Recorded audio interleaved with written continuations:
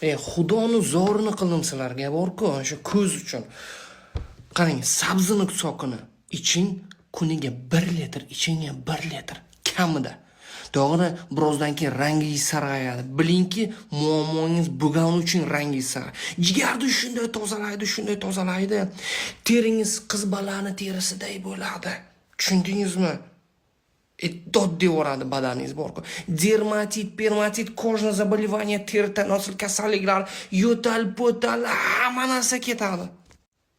Tumovlaringiz, burun bitishlaringiz, quloq, hammasi yaxshi bo'ladi. Tem bo'li ko'zlaringiz shunday yaxshi ko'radiki, siz 1 oy, 2 oy iching, iltimos.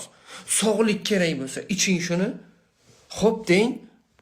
Ertalab 1,5 litr, kechqurun 1,5 litr iching. Men sizga va'da beraman. Achki to'qib yurayotgan bo'lsangiz, achkisiz yurasiz. Xo'pmi?